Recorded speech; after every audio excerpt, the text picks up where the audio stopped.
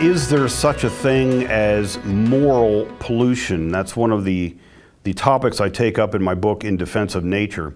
Now that's a kind of a loaded question, because what I'm trying to ask people is, can we talk about the pollution of human nature in the same way that we talk about the pollution of the environment, whether it's water, air, or the destruction of species? Why would we care to do that? Well, we would care to do that because it would actually give a scientific edge to our understanding of morality, especially Catholic morality, which is rooted in the natural law. Now, imagine if you could document, if you could provide scientific evidence that our turning away from the natural law in regard to sexuality actually caused damage that we can verify scientifically. Well, as it turns out, we can. And that allows us to talk about moral pollution in the same way we talk about pollution in the environment. You can document the destruction of our streams, of our waters, the effects on some particular species. Can you do it for human beings? You can.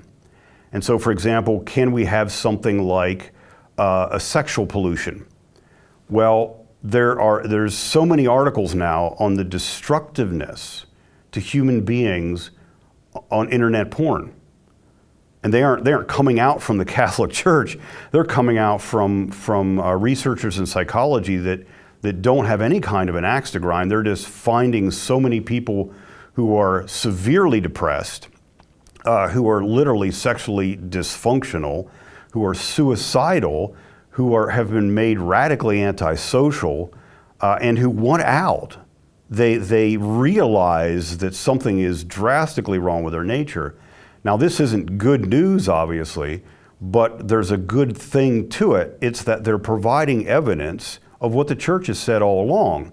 When you act against the moral order written into your nature, when you act against what the church argues is good for you, and it's the sexual morality, then you will destroy yourself, not just in some kind of a vague spiritual way, which is disembodied, but quite literally.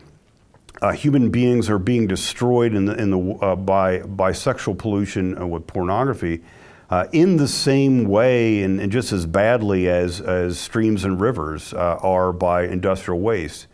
Now, when we can talk this way, hopefully it can bring the left and the right together, and we can discuss commonly what it might mean to set out a big picture ecology, which includes both the natural environment and what we might call human ecology, so that we can protect both, so that we don't violate either, so that we can do research into what's really good for us. And I think readers will find in Defense of Nature that a lot of the basic Catholic understandings of human nature and human morality are actually vindicated by a lot of scientific studies, and that's a good thing.